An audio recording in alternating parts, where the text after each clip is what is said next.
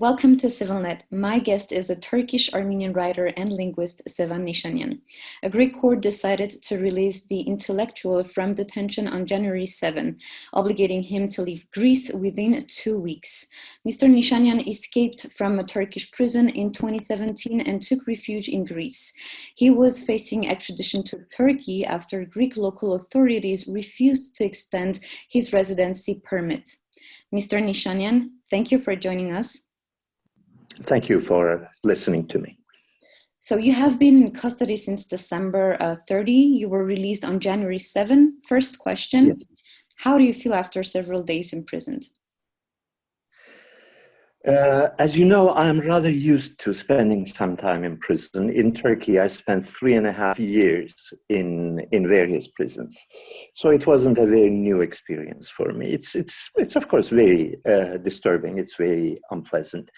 But the greater psychological trauma was the fact that this is a country where I came with great hopes and great love. I mean, I admired certain aspects of Greek life. I loved the island of Samos. And I hoped that I would be safe in this country, safe and productive. The rise of racism and xenophobia and paranoia in the Greek islands in the last several years has been a very, very disappointing experience, very disappointing, very frightening experience. And I would have never thought that I, as an Armenian, as a Philhellene, as somebody who loves Greece, I would be subjected to this shameful and scandalous treatment. I wanted to ask you this question. We know that Greece is part of the European Union and Greece shares values of human rights values. So you just said it, but the fact that Greece is also part of the European Union and the human rights values thing is also part of the mentality. Was it even more shameful to think that they did not give political asylum to a scholar who is willing to stay in a country because in Turkey he would be imprisoned because of his opinions? True, that's another story. Well, there's one complication there. When I arrived and applied for asylum, the process took an inordinately long amount of time. So that after several months, I gave up on the asylum application because I realized it would be a bureaucratic slog for years. So instead, at that time, I received an Armenian passport. And I also got married to an old friend of mine, Ira. So I abandoned my asylum application and I applied as the husband, as the spouse of a European country, of a European citizen. It's amazing that for 2 years, the local police, the Samos police, has been blocking that application as well. So that after 3 years of marriage, I still don't have a residency in this country, although I have extensive property in Greece. I have several houses and a business.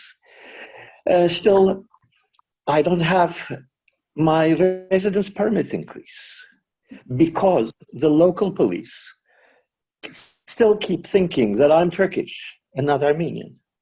It's as simple as that. Mm-hmm. And do you think, what is the main, besides being Turkish, do you think that's the main reason why they behaved the way they behaved with you? Do you think it's because they think you're Turkish or there's something behind their behavior that is else? Absolutely, there's nothing else. I made the mistake of becoming too visible in a small island at the beginning. There was a ruined, abandoned village where I bought several houses and thought of creating an institution, an academic, a cultural center. This was translated into the island gossip as a Turk is taking over the island, which they found to be very, very frightening. And but I I spent enormous energy trying to convince that I'm not Turk. I was thrown out of Turkey because I'm not a Turk. Do you understand this? I'm an Armenian citizen. I'm Armenian. I'm Christian. They don't believe it. They simply don't believe it. It's ignorance, and also xenophobia. There's paranoia in these islands, especially in the last 3 years, because of the refugee problem. There are thousands and thousands and thousands of refugees from Middle Eastern countries, from Africa, who arrive in this island. And that has created great sensitivity in the island about all foreigners. They hate all foreigners. And the other thing is that, of course, in all European countries, unfortunately, in the last 2-3 years, the police have received too many powers. The police have become too powerful, which causes corruption, which causes arbitrary police behavior. The police are just too proud of themselves. So they've become the little kings of the island. And this is the fundamental reason. I don't think Athens is even aware of what is going on, or they don't care. I don't know. Regarding to this, I read one of your Facebook posts where you wrote that, yes, Greece is a more civilized country than Turkey. This is a translation from Turkish to English that I did. So, but the state structure is too weak. And you referred to the police, and as you said, and to the court that you consider not so different from the Turkish one. So what would you say about that? You talked about this, but what would you say further about this? I'm, of course, very familiar with the way things work in Turkey. I mean, I've been involved in Turkish politics and bureaucracy for the last 50 years. Greece, I'm learning now.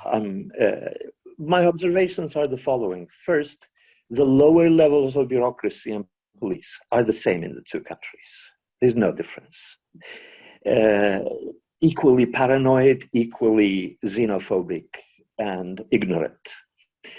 The big difference is that in this country, the upper levels of society, the educated people, and the politically influential people have been very helpful. I mean, once they found out about the situation, they have been quite unanimous in defending my rights.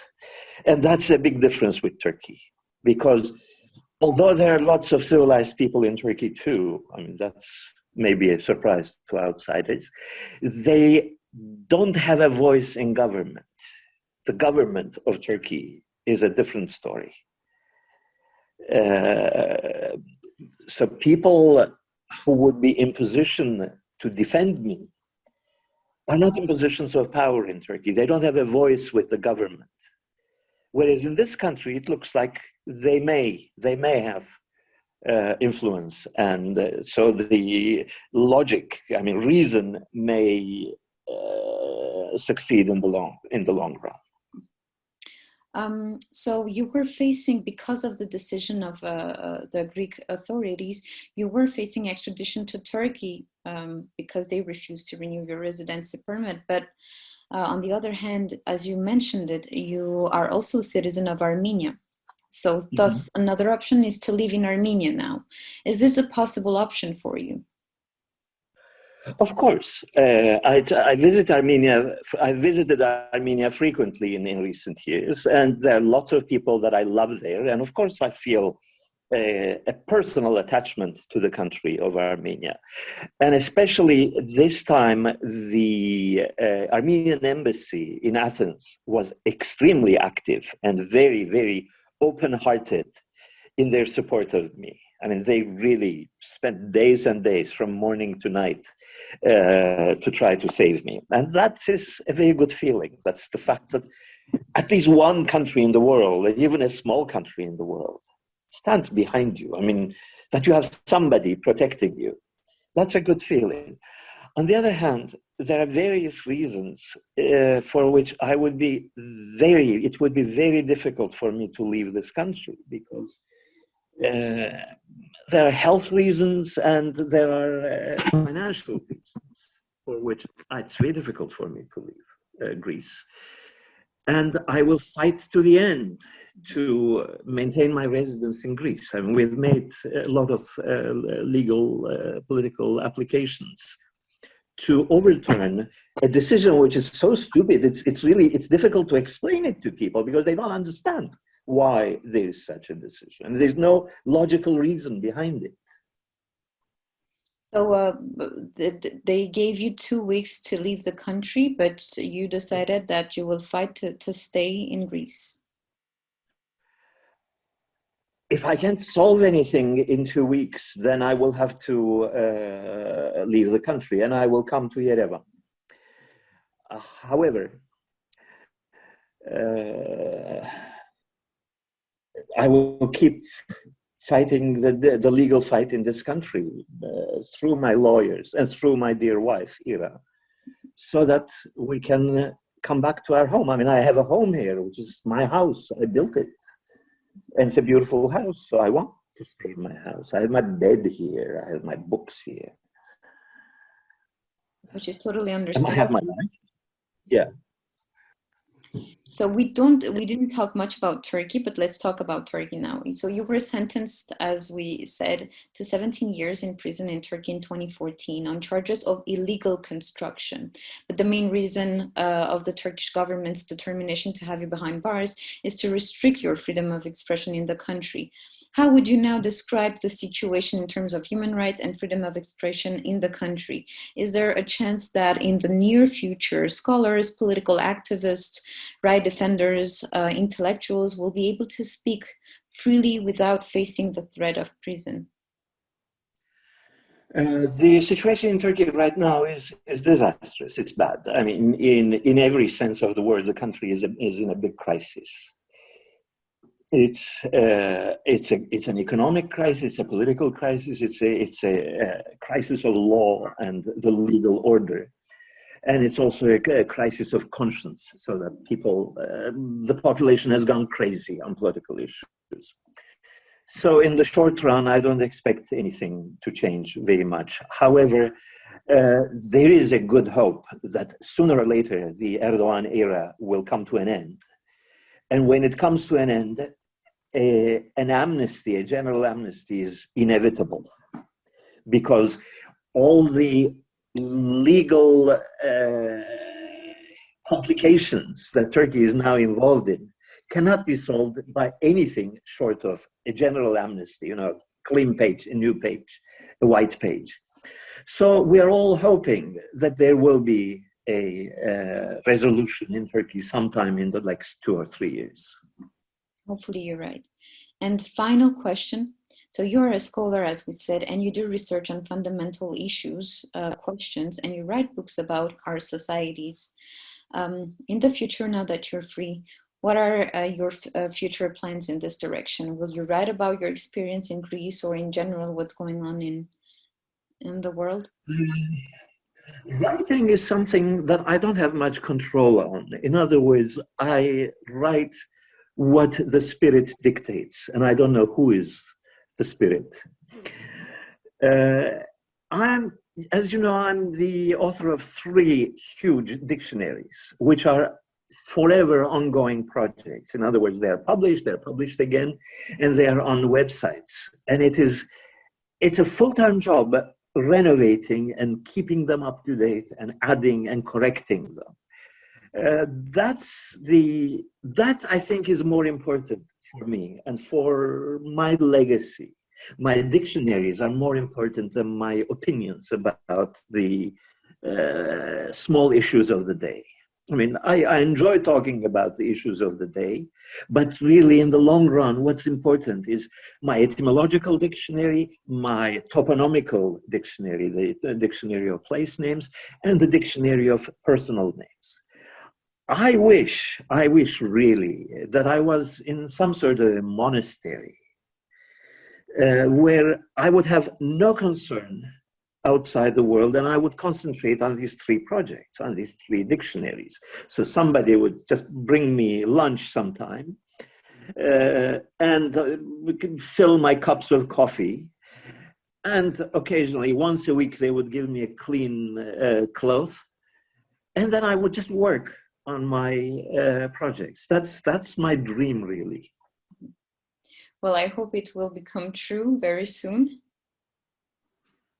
Thank you, Mr. Nişanyan. Thank you. For this. Yeah, thank you. Thank you. And thank you for watching and continue to follow CivilNet.